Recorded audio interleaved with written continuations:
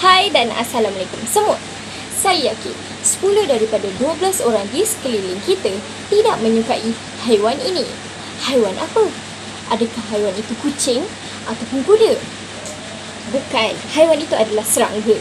Ramai yang tidak menyukai serangga kerana serangga ini mempunyai bentuk yang kecil dan ada juga yang badannya lembek dan juga bersayap. Itu yang menyebabkan ramai tidak menyukai serangga. Tetapi pada hari ini saya ingin membahaskan tentang satu buku yang berkaitan tentang pekerjaan yang melibatkan tentang serangga. Okey, mungkin ramai yang akan tertanya-tanya kenapa saya memilih untuk membahaskan tentang buku ini. Buku ini bagi saya ia sangat menarik kerana buku ini telah menjawab saya punya persoalan tentang bagaimana ahli saintis mendapatkan kajian tentang serangga.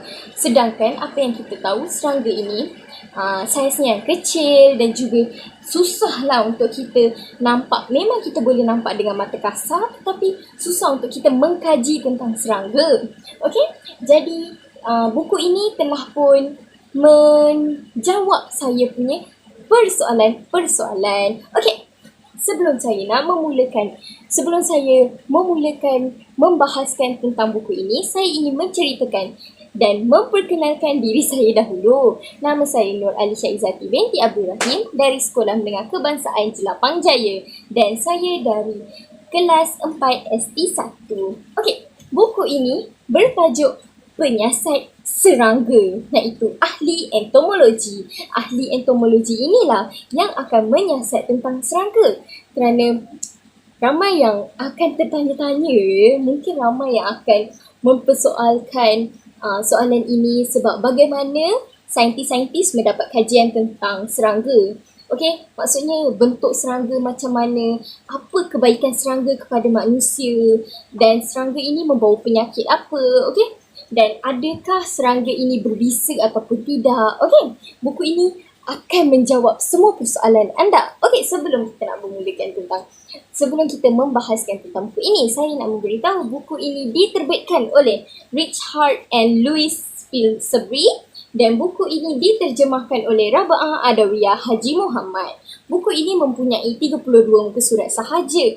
Buku ini mempunyai kandungan di muka surat hadapan dan cara bagaimana Richard and Louis Pillsbury mempersembahkan buku ini bagi saya ini sangat bagus kerana kita boleh lihat buku ini mempunyai tajuk utama dan juga tajuk isi dan isi-isi yang tidak terlalu panjang, tidak terlalu pendek yang membuatkan kita mudah untuk memahaminya. Dan buku ini juga terdapat gambar dan sedikit info-info yang menarik.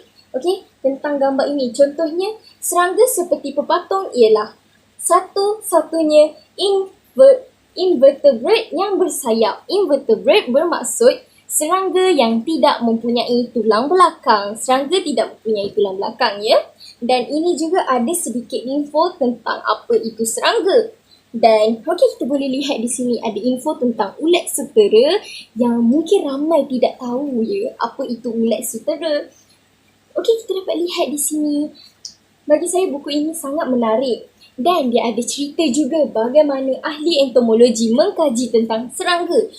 Banyak cara bagaimana ahli entomologi mengkaji tentang serangga. Contohnya adalah mengira jumlah serangga, mengawet serangga tersebut, mengesan serangga tersebut dan ada juga mengumpul serangga tersebut.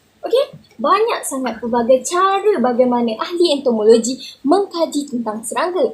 Dan bagi pecinta serangga, saya rasa pekerjaan seperti ahli entomologi ini sangat-sangatlah bagus untuk anda kerana anda memang akan dekat dengan serangga itu kerana anda akan mengkaji tentang serangga tersebut. Saya sangat-sangatlah mensarankan anda semua untuk membaca buku ini kerana walaupun kita tidak menyukai serangga, tapi kita boleh belajar tentang bagaimana ahli entomologi mendapatkan kajian tentang serangga. Jadi itu sahaja daripada saya, Nur Alisha Izzati, dan sekian, terima kasih.